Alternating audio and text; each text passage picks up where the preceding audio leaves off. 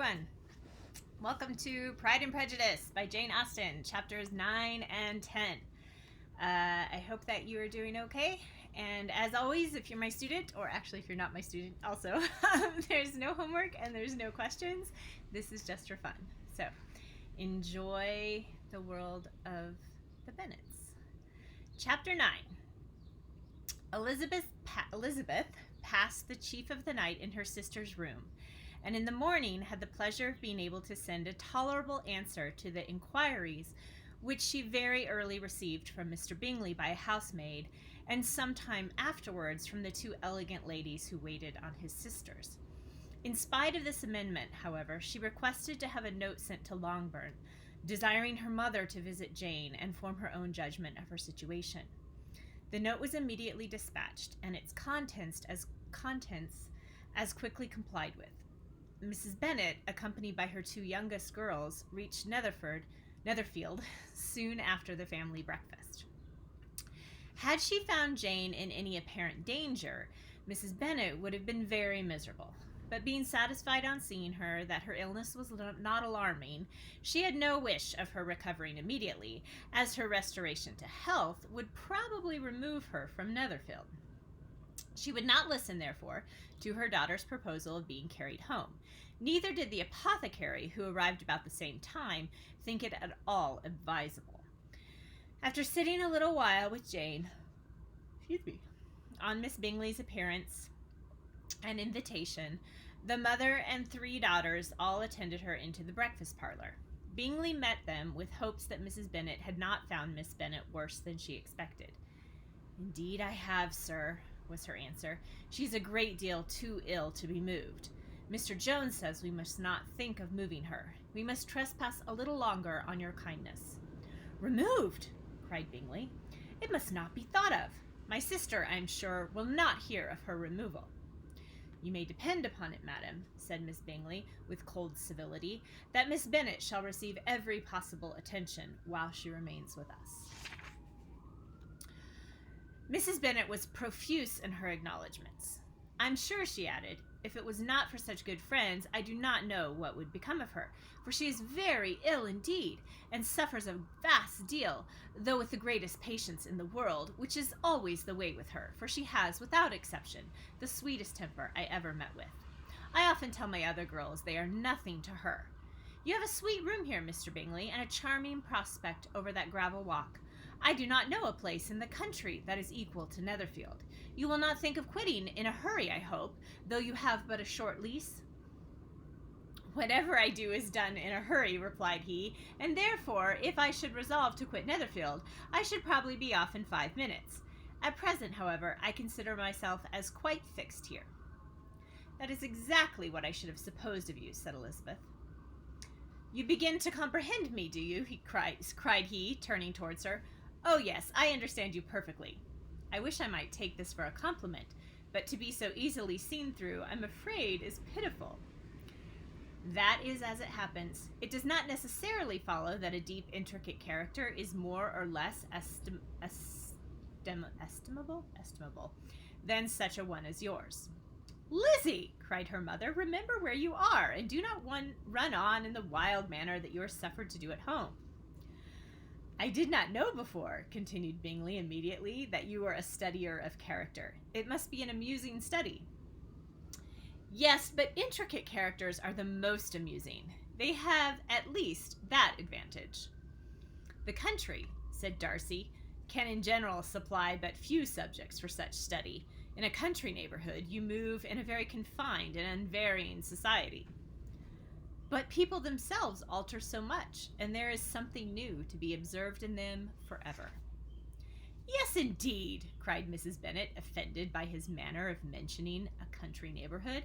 "I assure you there is quite as much of that going on in the country as in town." Everybody was surprised, and Darcy, after looking at her for a moment, turned away silently. Mrs. Bennet, who fancied she had gained a complete victory over him, continued her triumph.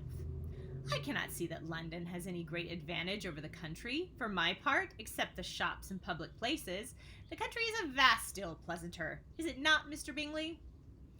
"When I am in the country," he replied, "I never wish to leave it. and when I am in town, it is pretty much the same. They each have their advantages, and I can be equally happy in either. Aye, that is because you have the right disposition, but that gentleman, looking at Darcy, seemed to think the country was nothing at all. Indeed, Mamma, you are quite mistaken, said Elizabeth, blushing for her mother. You quite mistook Mr. Darcy. He only meant that there were not such a variety of people to be met with in the country as in town, which you must acknowledge to be true. Certainly, my dear, nobody said there were, but as to not meeting with many people in this neighborhood, I believe there are few neighborhoods larger. I know we dine with 24 families. Nothing but concern for Elizabeth could enable Bingley to keep his countenance. His sister was less delicate and directed her eye towards Mr. Darcy with a very expressive smile. Elizabeth, for the sake of saying something that might turn her mother's thoughts, now asked her if Charlotte Lucas had been at Longbourn since her coming away. Yes, she called yesterday with her father. What an agreeable man Sir William is, Mr. Bingley, is not he? So much the man of fashion, so genteel and so easy. He has always something to say to everybody. That is my idea of good breeding, and those persons who fancy themselves very important and never open their mouths quite mistake the matter. Did Charlotte dine with you? No, she would go home. I fancy she was wanted about the mince pies. For my part, Mr. Bingley, I always keep servants that can do their own work. My daughters are brought up differently, but everybody is to judge for themselves, and the Lucases are very good sort of girls, I assure you. It is a pity they are not handsome. Not that I think Charlotte so very plain, but then she is our particular friend. Oh, dear, yes, but you must own she seems a very pleasant young woman, said Bingley.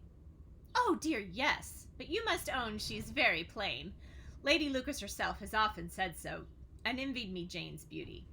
I do not like to boast about my own child, to be sure, Jane. One does not often see anybody better looking. It is what everybody says.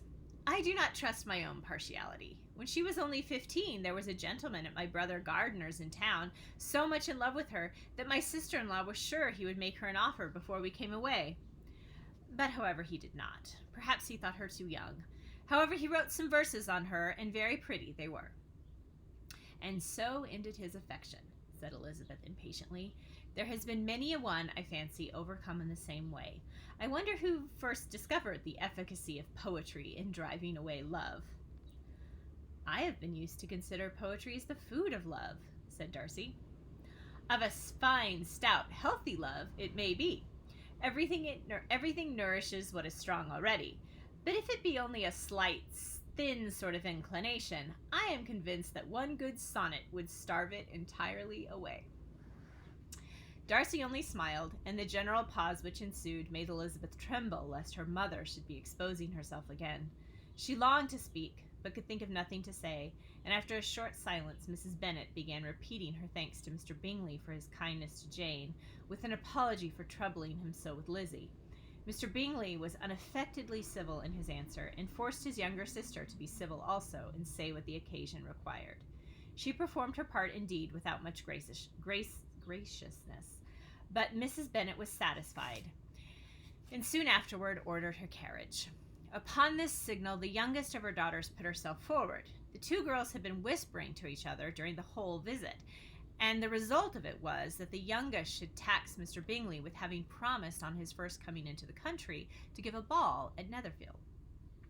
Lydia was a stout, well-grown girl of 15, with a fine complexion and good-humored countenance, a favorite with her mother, whose affection had brought her into public at an early age.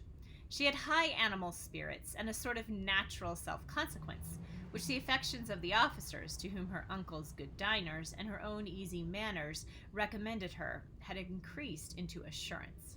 She was very equal, therefore, to address Mr. Bingley on the subject of the ball, and abruptly reminded him of his promise, adding that it would be the most shameful thing in the world if he did not keep it. His answer to this sudden attack was delightful to their mother's ear. I am perfectly ready, I assure you, to keep my engagement, and when your sister is recovered, you shall, if you please, name the very day of the ball. But you would not wish to be dancing while she is ill. Lydia declared herself satisfied. Oh, yes, it would be much better to wait till Jane was well, and by that time most likely Captain Carter will be at Meryton again. And when you have given your ball, she added, I insist on their giving one also. I shall tell Colonel Foster it would be quite a shame if he does not. Mrs. Bennet and her daughters then departed, and Elizabeth returned instantly to Jane, leaving her own and her relations' behavior to the remarks of the two ladies and Mr. Darcy, the latter of whom, however, could not be prevailed upon to join in their censure of her, in spite of all Mrs. Bingley's witticisms on fine eyes. Whew. Chapter 10. The day passed much as the day before had. Mrs. Hunt and Miss Bingley spent some hours of the morning with the invalid, who continued, though slowly, to mend, and in the evening Elizabeth joined their party in the drawing-room. The loo table, however, did not appear. Mr. Darcy was writing, and Miss Bingley, seated near him, was watching the progress of his letter, and repeatedly calling off his attention by messages to his sister. Mr. Hurst and Mr. Bingley were at piquet, and Mrs. Hurst was observing their game. Elizabeth took up some needlework, and was sufficiently amused in attending to what passed between Darcy and his companion. The perpetual commendations of the lady, either on his handwriting, or on the evenness of his lines, or on the length of his letter, with the perfect unconcern with which her praises were received, formed a curious dialogue, and was exactly in unison with her opinion of each. How delighted Miss Darcy will be to receive a letter! He made no answer. You write uncommonly fast. You are mistaken. I write rather slowly.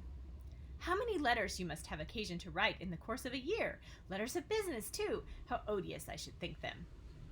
It's fortunate, then, that they fall to my lot instead of to yours. Pray tell your sister that I long to see her. I have already told her so once by your desire. I'm afraid you do not like your pen. Let me mend it for you. I mend pens remarkably well. Thank you, but I always mend my own. How can you contrive to write so even? He was silent. Tell your sister I'm delighted to hear of her improvement on the harp, and pray let her know that I'm quite in raptures with her beautiful little design for a table, and I think it infinitely superior to Miss Grantley's. Will you give me leave to defer your raptures till I write again? At present I have not room to do them justice. Oh, it is of no consequence. I shall see her in January. But do you always write such charming long letters to her, Mr. Darcy? They are generally long, but whether always charming it is not for me to determine. It is a rule with me that a person who can write a long letter with ease cannot write ill.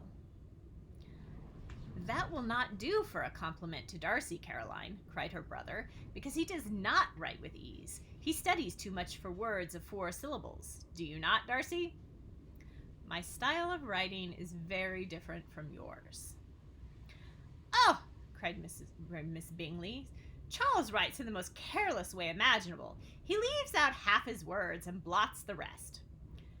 My ideas flow so rapidly that I have not time to express them, by which means my letters sometimes convey no ideas at all to my correspondents. Your humility, Mr. Bingley, said Elizabeth, must disarm reproof.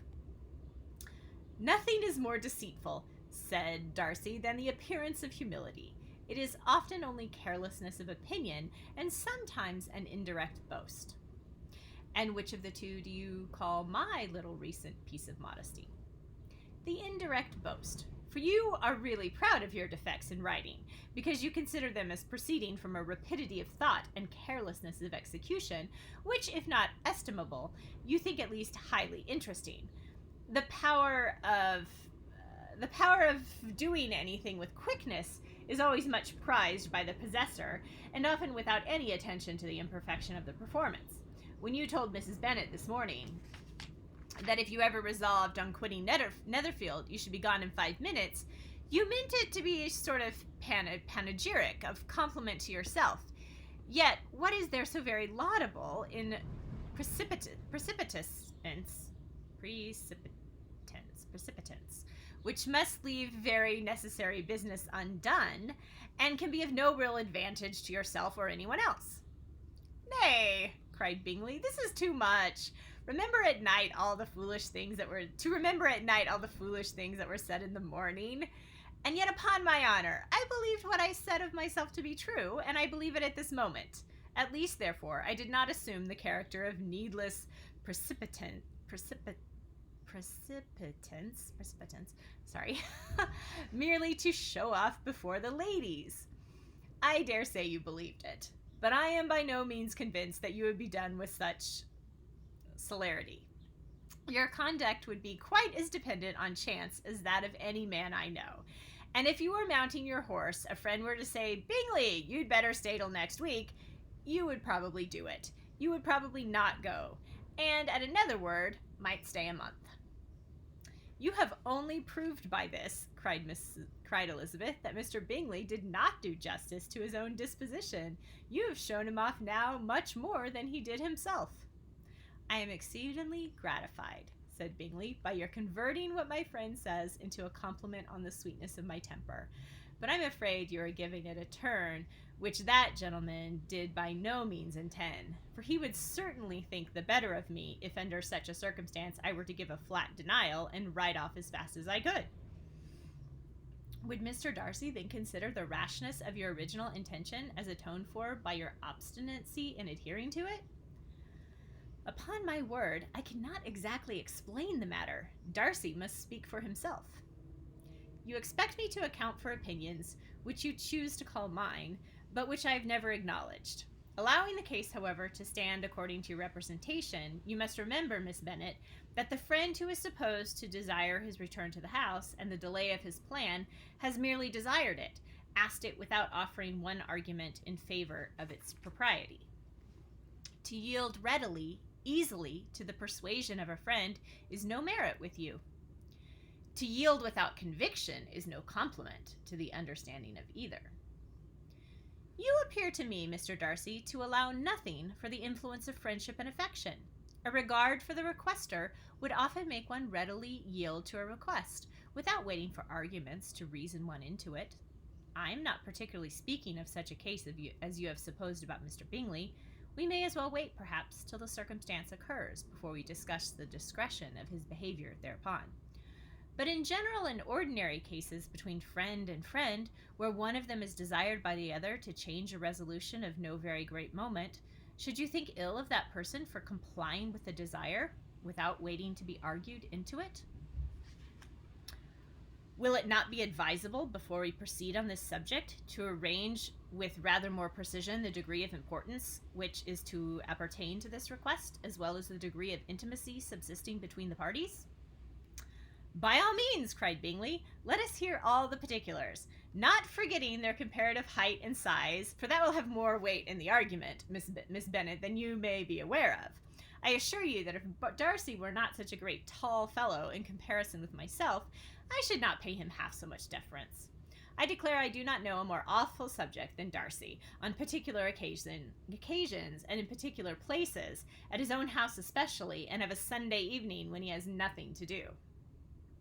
Mr. Darcy smiled, but Elizabeth thought she could perceive that he was rather offended, and therefore checked her laugh.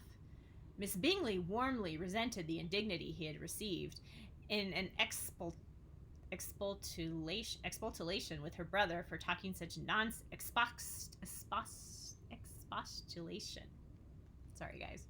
expostulation with her brother for talking such nonsense. I see your design, Bingley, said his friend. You dislike an argument, and want to silence this. Perhaps I do. Arguments are too much like disputes. If you and Miss Bennet will defer yours till I am out of the room, I shall be very thankful, and then you may say whatever you like of me. What you ask, said Elizabeth, is no sacrifice on my side, and Mr. Darcy had much better finish his letter. Mr. Darcy took her advice, and did finish his letter.